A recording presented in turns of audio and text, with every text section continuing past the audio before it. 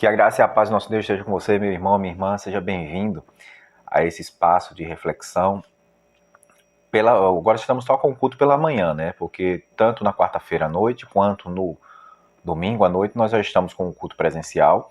Você é nosso convidado para fazer parte lá desse momento de reflexão na igreja, poder se confraternizar com os irmãos. É uma confraternização um pouco diferente, né? Porque a gente faz tudo à distância, né? A gente fica sorrindo à distância, sorrindo com máscara, né? A gente fica sorrindo, dá para ver só o franzido das testas e dando tchau, mas assim, é uma alegria poder estar com os irmãos no templo, né? Então, se você não faz parte daquele grupo de risco, daquele grupo que não pode frequentar essas reuniões públicas, vá, faça parte lá conosco, vá visitar, que eu tenho certeza que você vai ser muito abençoado. E nesse meio tempo, nós estaremos postando as atividades matinais aqui ainda no grupo e também nas redes sociais, viu? Forte abraço para você. Hoje nós vamos refletir acerca de uma passagem bíblica que se encontra lá no livro de Deuteronômio, capítulo 6, do versículo 4 ao versículo 9. Acompanhe por gentileza a leitura. Ouça, ó Israel, o Senhor, nosso Deus, é um único Senhor. Ame o Senhor, o seu Deus, de todo o seu coração, de toda a sua alma, de todas as suas forças.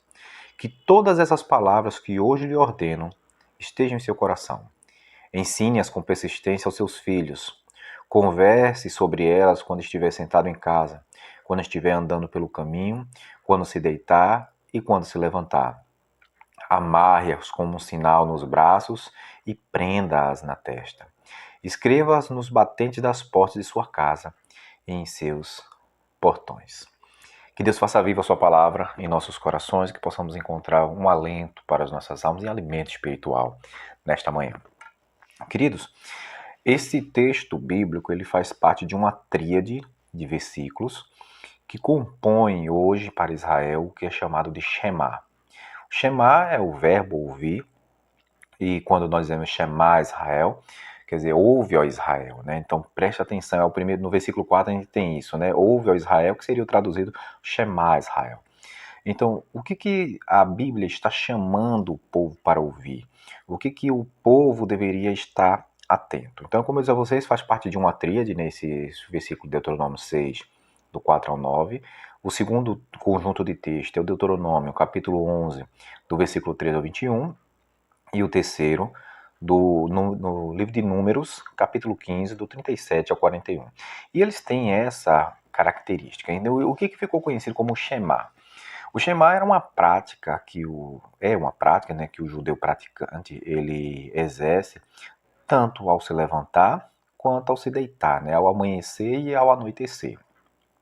Ele faz essa oração. E como é que ele faz essa oração? Ele faz a leitura desses versículos de maneira ininterrupta, né? Ele não permite que outra pessoa o interrompa nesse momento de leitura, um momento de concentração. Na leitura dos primeiros versículos, recomenda que feche os olhos com a mão direita e ali pense também nesse Deus eterno. E é algo que deve ser partilhado, né, entre as famílias. É uma oração muito bonita, né? Se você quiser colocar lá no YouTube, né? O Shema Israel, há algumas coreografadas, né? Muito, muito interessante mesmo para você ler. Como eu disse a você, né? Eram orações que eram feitas 2 vezes ao dia, né? Para o povo lembrar-se isso. Tinha essa cobertura dos olhos e lembrar sempre desse Deus eterno, que é o El Olam, né? O Deus eterno, conforme Abraão ali, ele quando mencionou isso, né? Mas voltando para esse texto de Deuteronômio 6, eu gostaria de destacar verso a verso algumas lições para nós nos dias de hoje. Quando nós começamos lá no versículo 4, nós temos ouça, ó Israel, o Senhor, nosso Deus, é o único Deus. Ou em algumas versões, ele é um, né, a ideia de único. E aí o que a gente vai perceber? Né? Que nós temos um Deus que está acima de todas as coisas. Não há outro comparado a ele. É isso que o escritor bíblico está deixando claro aqui. Não há outro comparado ao Senhor. Ele é único.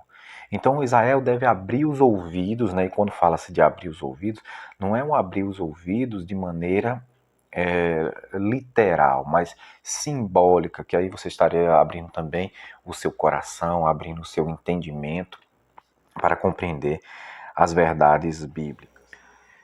E o que o versículo 5 está trabalhando? Ele está trabalhando a intensidade. Ame o Senhor, o seu Deus, com todo o seu coração, com toda a sua alma, com todas as suas forças. Perceba aqui, meu querido, minha querida, que aqui a ideia de adorar, a ideia de amar, não é aquela ideia superficial, rasinha, não. Ele quer o quê? O nível máximo, todo o seu coração, com toda a sua emoção, com todo o seu ser. Que isso preencha, seja também evidente em seu espírito, em seus sentimentos, que isso envolva o seu esforço, um esforço que realmente seja positivo e produtivo na obra do Senhor. O versículo 6 ele fala sobre o repassar. Hoje as famílias não são mais formadas, pelo menos a maioria delas, pai, mães e filhos dentro de casa, né? Aquela família nuclear. Hoje nós temos o quê? Avós, tios, primos, agregados. Hoje temos muitas pessoas que estão debaixo da tutela do chefe da família, da chefe da família. Então, o que a gente precisa entender disso daí? Que esse responsável, essa pessoa que serve ao Senhor, ele deve ter esse compromisso de continuar a repassar esse Shema, que é uma bênção para os seus povos, é um lembrete, né, que a gente vai falar daqui a pouco, esse lembrete perpétuo de quem é o Senhor em nossas vidas, de reconhecer quem é o Senhor, porque isso atrai bênçãos para a nossa casa. O versículo, no caso, o versículo 7, né, que fala sobre essa questão do repasse, né, o versículo 6 fala sobre a questão da intensidade. O versículo 8 fala o seguinte: faça delas um sinal. E como é que deve ser? O que é esse sinal? Né? É um sinal perpétuo. Né? Os judeus eles interpretaram isso aqui de maneira literal. Eles pegaram um trechinho do Shema, né, e fizeram os filatérios, umas caixinhas que eles amarravam as mãos e também a testa. E ali tinha essa porção das escrituras, quando fazem amarre a mão, amarre a testa. Mas aqui a gente também pode compreender essa questão que isso esteja guiando as suas decisões, né? Aquilo que está vindo da sua mão para fazer. Que isso guie o seu entendimento. Que a palavra do Senhor, ela guie o seu entendimento, que ela guie as suas ações, para que você seja bem abençoado. E aí diz assim, ate também aos portais, aos umbrais da sua casa, né? Então nós vamos perceber que essa ideia do umbral era um lugar visível, né? Na porta de entrada da casa. Eu olhei aqui agora para a porta da minha casa, né?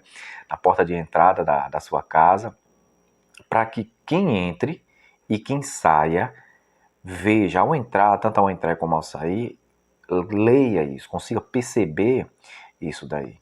E qual é a representação disso? Que todos, ao entrar na sua casa, entrem numa casa de alguém que serve ao Senhor.